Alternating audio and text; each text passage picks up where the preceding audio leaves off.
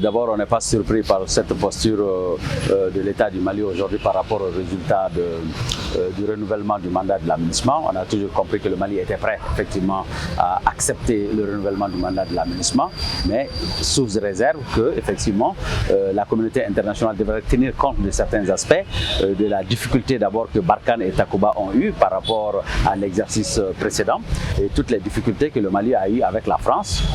Donc du coup, il fallait quand même intégrer une nouvelle donne qui consiste à dire que la MINUSMA ne peut plus se mouvoir sur l'espace sans l'autorisation de l'État malien, donc quelques réserves qui étaient là.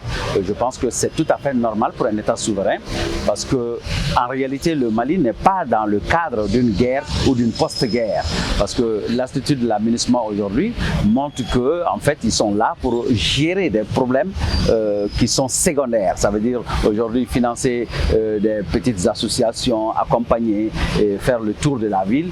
Et c'est pas de ça que le Mali a besoin aujourd'hui. Le Mali a besoin de combattants engagés qui vont être auprès de nos forces armées et de sécurité pour renforcer la capacité de notre armée et de monter en puissance. Aujourd'hui, le Mali avec la communauté internationale, c'est un peu tendu, hein. C'est très tendu parce que d'abord, il y a une posture souveraine que le Mali revendique et il y a une posture cavalière que les Nations Unies adoptent. Parce que nous savons que depuis 1945, avec la création des Nations Unies, cela a été créé pour les besoins des Occidentaux. Donc les intérêts du continent africain n'ont pas été suffisamment pris en compte. Donc de ce point de vue, on va comprendre qu'effectivement, le 2 poids 2 mesures de la communauté internationale dérange la posture de la souveraineté du Mali. Donc aujourd'hui, ce qui est sûr, on va continuer parce que le Mali dit ne pas accepter cette posture de la posture de la MINUSMA à s'occuper des droits de l'homme et à s'occuper de d'autres volets qui, de notre point de vue, relèvent totalement de la souveraineté de l'État du Mali.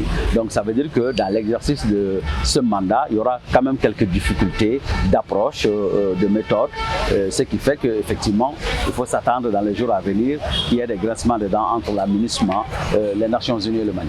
Aujourd'hui, il est important que le continent africain ait plus d'écoute au niveau des Nations Unies, qu'on puisse octroyer une place raisonnable et respectable aussi dans le système des Nations Unies.